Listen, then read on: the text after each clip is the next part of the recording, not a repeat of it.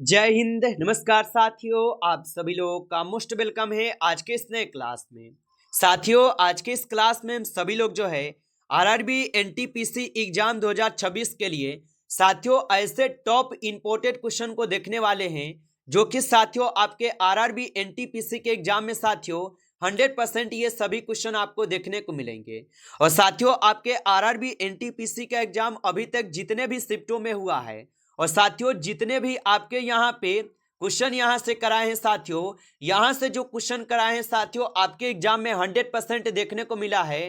तो साथियों यदि आप सभी लोग का भी एग्जाम जो है 25, 26 और 27 मार्च को है तो साथियों आप इस क्लास को जरूर देख के जाइएगा, क्योंकि साथियों जिस पैटर्न से क्वेश्चन आपके एग्जाम में आ रहे हैं और जिस पैटर्न से क्वेश्चन आपको करा के दे रहे हैं साथियों और आपके एग्जाम में आ रहे हैं 100% साथियों आज के इस क्लास में जो क्वेश्चन कराएंगे ये आपके साथियों 25, 26 और 27 मार्च के एग्जाम में भी आपको देखने को जरूर मिलेगा। तो आप अच्छे से इन सभी क्वेश्चनों को याद जरूर कर लीजिएगा। तो चलिए क्लास को स्टार्ट करते हैं। उनसे पहले यदि आप इस चैनल पे पहली बार जुड़े हैं तो आप इस चैनल को सब्सक्राइब कर लीजिए और सब्सक्राइब करके आप ऑल नोटिफिकेशन को ऑल पे दबा के जुड़ जाइए, जिससे कि जब भी कोई नई क्लास हो सबसे पहले क्लास का नोटिफिकेशन आपके पास जो है पहुंच सके। तो आप इस चैनल को सब्सक्राइब जरूर कर लीजिएगा। साथ ही साथ आप जो है साथियों इस क्लास को भी लाइक जरूर कर लीजिएगा। तो चलिए क्लास को स्टार्ट करते हैं और देखिएगा साथियों क्वेश्चन क्या पूछा गया है। क्वेश्चन पूछा गया है कि निम्नलिखित में से किस स्थान पर मनुष्य के साथ कुत्ते को दफनाने के प्रमाण मिले हैं। चलिए बताएंगे साथियों, ये सभी क्वेश्चन आपको काफी इंपोर्टेंट क्वेश्चन करा रहे हैं जो आपके एग्जाम में 100% ये सभी क्वेश्चन आपको देखने को मिलेगा। और बताइए निम्नलिखित में से किस स्थान पर मनुष्य के साथ कुत्ते को दफनाने के प्रमाण मिले हैं। तो याद रखिएगा साथियों ये बुर्ज होम में मिले हुए हैं। ऑप्शन ए लगा रहे हैं तो सही जवाब है आपका। चलिए अगला प्रश्न देखिएगा। प्रश्न पूछा है कि शुल्ब सूत्र किस विषय से संबंधित ग्रंथ है। चलिए बताइएगा साथियों कि शुल्ब सूत्र किस विषय से संबंधित ग्रंथ हो जाएगा। तो साथियों शुल्ब सूत्र जो है ये किस ग्रंथ से संबंधित हो जाएंगे। तो यहाँ पे इस क्वेश्चन का आप सही जवाब जो है ऑप्शन ए करेंगे, ज्यामिति हो जाएंगे। अगला प्रश्न देखेंगे साथियों। प्रश्न है कि अश्वघोष किसका समकालीन था। चलिए बताइएगा साथियों कि अश्वघोष जो है ये किसका समकालीन था। तो याद रखेंगे साथियों अश्वघोष जो है ये आपके कनिष्क के समकालीन थे। ऑप्शन यहाँ पे जो है 20 क्वेश्चन का सही जवाब है, कनिष्क के समकालीन थे अश्वघोष।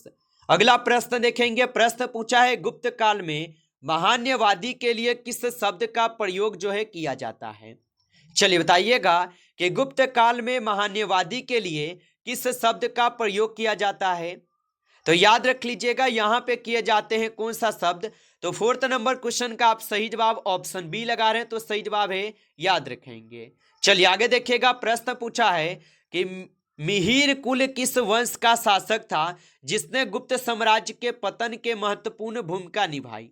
चलिए बताइएगा तो मिहिर कुल किस वंश का शासक था जिसने गुप्त साम्राज्य के पतन में महत्वपूर्ण भूमिका निभाई है। तो याद रखेंगे साथियों ये हून के हो जाएंगे, ऑप्शन ए सही जवाब है। आगे देखिएगा। प्रश्न पूछा गया है राजतंत्र गिनी के लेखक कलहन किस शासक के समकालीन थे। चलिए बताइएगा तो राजतंत्र गिनी के लेखक कलहन किस शासक के समकालीन थे। तो ये हो जाएंगे जयसिंह के समकालीन, ऑप्शन बी सही जवाब है, जयसिंह के समकालीन है। आगे देखिएगा। प्रश्न पूछा है तराइन का दूसरा युद्ध 1192 ईस्वी में किन शासकों के बीच लड़ा गया था। चलिए बताइएगा आप। तो तराइन का दूसरा युद्ध 1192 ईस्वी में किन शासकों के बीच लड़ा गया था। तो याद रख लीजिएगा ये लड़े गए थे पृथ्वीराज चौहान और मोहम्मद गौरी के बीच, ऑप्शन ए यहाँ पे इस क्वेश्चन का सही जवाब है। आगे देखिए। प्रश्न पूछा है दिल्ली सल्तनत के किस सुल्तान ने तुर्कान ए चिहलगानी को समाप्त किया था। चलिए बताइएगा आप कि दिल्ली सल्तनत के किस सुल्तान ने तुर्कान ए चिहलगानी को समाप्त किया था। तो याद रख लीजिएगा ये बलवन किए हुए थे, ऑप्शन सी सही जवाब है। आगे देखिएगा। प्रश्न पूछा है विजयनगर साम्राज्य में रायचूर दोआब किन दो नदियों के बीच जो है साथियों स्थित था। चलिए बताइएगा तो विजयनगर साम्राज्य में रायचूर दोआब किन दो नदियों के बीच स्थित था। तो ये स्थित थे आपके कृष्णा और तुंगभद्रा नदी के किनारे। ऑप्शन बी सही जवाब है। आगे देखिएगा, प्रश्न पूछा है कि अकबरनामा के किस खंड में आईने अकबरी का वर्णन है।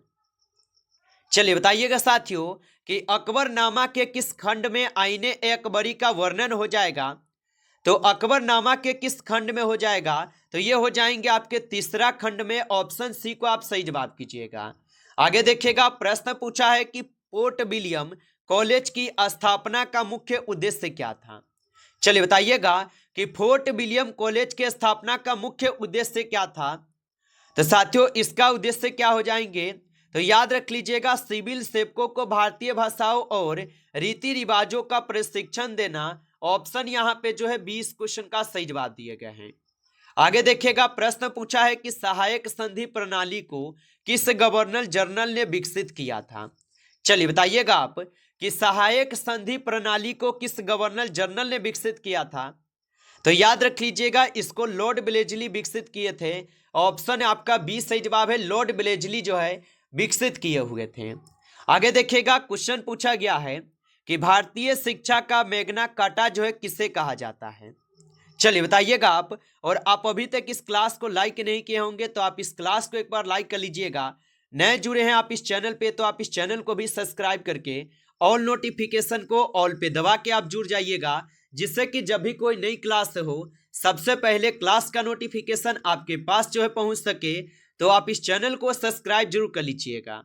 और बताइएगा कि भारतीय शिक्षा का मैग्ना कार्टा जो है किसे कहा जाता है। तो यहाँ पे इस क्वेश्चन का आप सही जवाब क्या लगाएंगे, तो ऑप्शन यहाँ पे बी करेंगे। ऑप्शन यहाँ पे बी सही जवाब है, वुड्स डिस्पेंच जो हो जाएंगे 1854। आगे देखिएगा, प्रश्न है कि 1857 के विद्रोह के समय दिल्ली का मुगल बादशाह कौन था। चलिए बताइएगा आप कि 1857 के विद्रोह के समय दिल्ली का मुगल बादशाह कौन था। तो याद रख लीजिएगा, बहादुर शाह जफर द्वितीय है। ऑप्शन यहाँ पे सी सही जवाब है। आगे देखिए, प्रश्न पूछा गया है कि आनंद मठ उपन्यास किस विद्रोह पर आधारित है। चलिए बताइएगा आप कि आनंद मठ उपन्यास किस विद्रोह पर आधारित है। तो ये आपके सन्यासी विद्रोह पे आधारित है। ऑप्शन ए सही जवाब है, सन्यासी विद्रोह पे आधारित है। आगे देखिएगा, प्रश्न पूछा गया है कि बाल गंगाधर तिलक को भारतीय अशांति का जनक किसने कहा था। चलिए बताइएगा आप कि बाल गंगाधर तिलक को भारतीय अशांति का जनक किसने कहा था। तो इसको जनक कहे थे आपके वेलेंटाइन सिरोल। ऑप्शन यहाँ पे 20 क्वेश्चन का सही जवाब है। आगे देखिएगा, प्रश्न पूछा गया है कि स्वराज पार्टी की स्थापना किसके बाद जो है हुई थी। चलिए बताइएगा आप कि स्वराज पार्टी की स्थापना किसके बाद हुई थी। तो याद रख लीजिएगा, ये हुए थे आपके किसके बाद, तो असहयोग आंदोलन की समाप्ति के बाद हुए थे। ऑप्शन ए सही जवाब है। अगला प्रश्न देखिएगा, प्रश्न पूछा है डांडी मार्च जो है ये किस आंदोलन का हिस्सा था। चलिए बताइएगा आप कि डांडी मार्च जो है ये किस आंदोलन का हिस्सा था। तो याद रख लीजिएगा, डांडी मार्च जो हो जाएगा ये सविनय अवज्ञा आंदोलन के हिस्सा थे। ऑप्शन आपका सी जो है इस क्वेश्चन का सही जवाब है, सविनय अवज्ञा आंदोलन के हिस्सा थे। आगे देखिएगा, प्रश्न पूछा है कि कैबिनेट मिशन योजना जो ये किस वर्ष भारत आई थी। चलिए बताइएगा आप कि कैबिनेट मिशन योजना किस वर्ष भारत आई थी। तो कैबिनेट मिशन योजना जो है वर्ष 1946 में भारत आई थी। ऑप्शन यहाँ पे जो है सी इस क्वेश्चन का सही जवाब है, वर्ष 1946 में। आगे देखिएगा, प्रश्न पूछा है भारत की स्वतंत्रता के समय इंग्लैंड का प्रधानमंत्री कौन था। चलिए बताइएगा आप कि भारत की स्वतंत्रता के समय इंग्लैंड का प्रधानमंत्री कौन था। तो याद रख लीजिएगा, इंग्लैंड के प्रधानमंत्री थे क्लेमेंट इटली। ऑप्शन यहाँ पे 20 क्वेश्चन का सही जवाब है।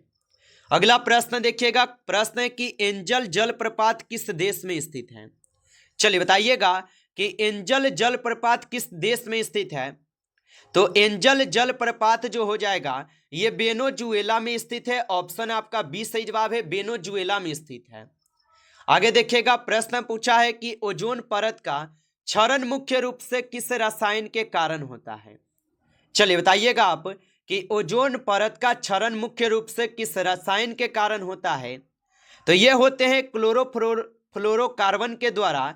ऑप्शन यहाँ पे जो है सी इस क्वेश्चन का सही जवाब है, क्लोरोफ्लोरोकार्बन के द्वारा।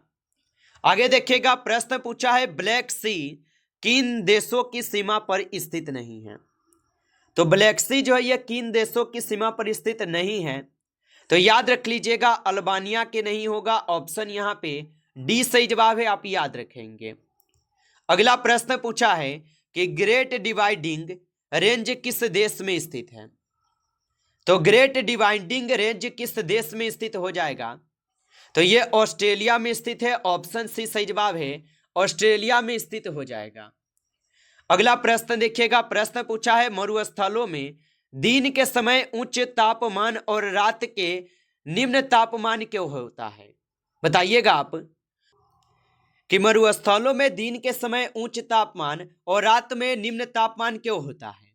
तो आप बताएंगे ये रेत की कम विशिष्ट उष्मा और बादलों की अनुपस्थिति के कारण, ऑप्शन यहाँ पे सी सही जवाब है। आगे देखिएगा, प्रश्न पूछा गया है भारत का सबसे बड़ा बांध अभ्यारण्य कौन सा है। चलिए बताइएगा, तो भारत का सबसे बड़ा बांध अभ्यारण्य कौन सा है, तो याद रख लीजिएगा यहाँ पे इस क्वेश्चन का सही जवाब जो है यहाँ पे सी हो जाएंगे, नागार्जुन सागर श्रीशैलम टाइगर रिजर्व बांध, ऑप्शन सी सही जवाब है। अगला प्रश्न देखिएगा, प्रश्न पूछा है भारत की सबसे पुरानी यहाँ पे तेल रिफाइनरी कहाँ स्थित है। तो भारत की सबसे पुरानी तेल रिफाइनरी कहाँ पे स्थित हो जाएगा, तो ये स्थित है डिगबोई में, ऑप्शन यहाँ पे जो है 20 क्वेश्चन का सही जवाब है, डिगबोई में स्थित हो जाएगा। आगे देखिएगा, प्रश्न पूछा है भारतीय संविधान का अनुच्छेद 368 किससे संबंधित है। चलिए बताइएगा आप कि भारतीय संविधान का अनुच्छेद 368 जो ये किससे संबंधित है, तो ये संबंधित है आपके संविधान के संशोधन से, ऑप्शन यहाँ पे जो है 20 क्वेश्चन का सही जवाब दिए गए हैं। आगे देखिएगा, प्रश्न दिया गया है कि पंचायती राज प्रणाली जो ये किस सिद्धांत पर आधारित है। चलिए बताइएगा आप कि पंचायती राज प्रणाली किस सिद्धांत पर आधारित हो जाएगा, तो याद रख लीजिएगा पंचायती राज प्रणाली जो है ये आधारित हो जाएंगे किस पर, तो विकेंद्रीकरण पे होगा, ऑप्शन बी यहाँ पे सही जवाब है। आगे देखिएगा, प्रश्न पूछा है कि भारतीय संविधान के किस अनुसूची में दल बदल विरोधी कानून का प्रावधान है। चलिए बताइएगा आप कि भारतीय संविधान के किस अनुसूची में दल बदल विरोधी कानून का प्रावधान होगा, तो ये आपके दल बदल जो है ये 10वीं अनुसूची में है, ऑप्शन सी को आप सही जवाब कीजिएगा। आगे देखिएगा, प्रश्न पूछा है भारत में नागरिकता किस प्रकार जो है प्राप्त की जा सकती है। तो भारत में जो नागरिकता है ये प्राप्त की जा सकती है जन्म से, वंशानुक्रमण से, पंजीकरण से, यानी उपयुक्त सभी से आप प्राप्त कर सकते हैं। अगला प्रश्न देखेंगे, प्रश्न है कि भारत में संसदीय प्रणाली किस देश के संविधान से प्रेरित है। तो भारत में जो संसदीय प्रणाली है यह प्रेरित है यूनाइटेड किंगडम ब्रिटेन से, ऑप्शन यहाँ पे सी सही जवाब है। आगे देखिएगा, प्रश्न पूछा है कि लोरेंज वक्र का उपयोग किसके मापन के लिए किया जाता है। तो लोरेंज वक्र का उपयोग किसके मापन के लिए किया जाता है, तो याद रख लीजिएगा आयन असमानता के लिए, ऑप्शन यहाँ पे सी सही जवाब है। आगे देखिए, प्रश्न पूछा है कि अदृश्य निर्यात में क्या शामिल है। तो अदृश्य निर्यात में जो है शामिल है सेवाओं का निर्यात, ऑप्शन यहाँ पे बी सही जवाब है, सेवाओं का निर्यात होगा। आगे देखिए, प्रश्न पूछा है कि भारत में राष्ट्रीय आय की गणना कौन करता है। चलिए बताइएगा, तो भारत में राष्ट्रीय आय की गणना करते हैं केंद्रीय सांख्यिकी कार्यालय, ऑप्शन यहाँ पे जो है ना सी इस क्वेश्चन का सही जवाब है। नमस्कार साथियों, इस क्लास में आपके टॉप 35 क्वेश्चन थे जो कि साथियों काफी इंपोर्टेंट और सिलेक्टेड क्वेश्चन थे। ये सभी क्वेश्चन साथियों यदि आपको क्लास अच्छा लगा हो तो आप इस क्लास को लाइक कर लीजिए। नए जुड़े हैं आप इस चैनल पे तो आप इस चैनल को सब्सक्राइब करके ऑल नोटिफिकेशन को ऑल पे दबा के जुड़ जाइए, जिससे कि जब भी कोई नई क्लास हो सबसे पहले जो है क्लास का नोटिफिकेशन आपके पास पहुंच सके। तो आप इस चैनल को सब्सक्राइब जरूर कर लीजिएगा। चलिए फिर मिलते हैं आपसे एक नेक्स्ट टॉपिक के साथ नेक्स्ट क्लास में। तब तक के लिए जय हिंद, जय भारत।